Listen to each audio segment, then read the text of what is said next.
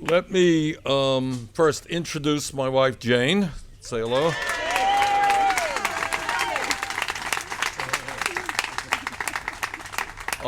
And let me thank Mimi not only for hosting this event today, and boy, what a turnout, but for the years and years of work she has put into progressive politics. Mimi, thank you very much.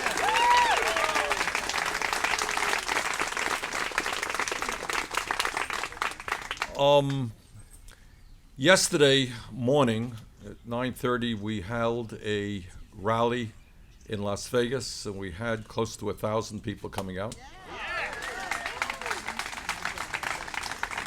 Tonight, we will be in Denver, and I don't know how many folks are coming out, but we have some 7,000 RSVPs. And I hope if those numbers come out, we know how to accommodate them. That's a lot of people, which would be the largest turnout for any campaign event for any candidate this election cycle.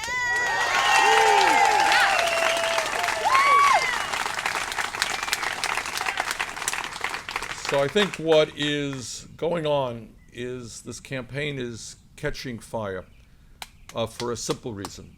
And the simple reason is we are telling the truth.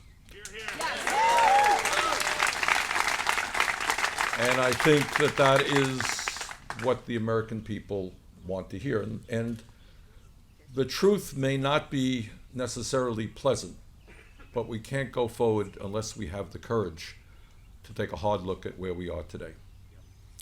And where we are today is not in a good place.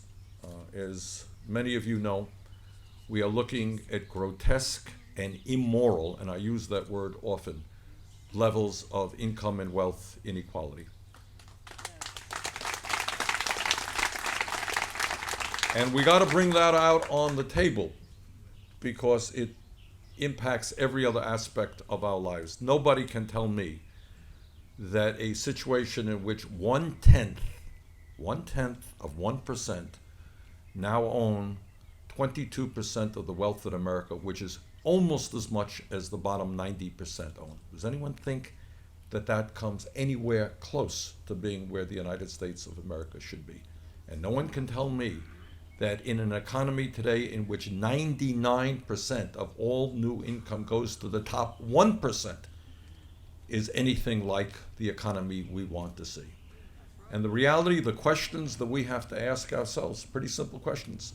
All of you know that in recent years, there has been an explosion in technology and worker productivity, right? Every worker today is producing more than he or she did years ago. How does it happen then that people are working longer hours for lower wages? Who made those decisions that we give people the tools to produce more and yet they earn less? And one of the points that I've been making, one of the fun things about running for president is you can raise issues that no one else has talked about. That's a lot of fun to do. So it's like what happens when people's incomes go down, and median family income in America has gone down by about $5,000 since 1999. What happens is that people are forced to work longer and longer hours.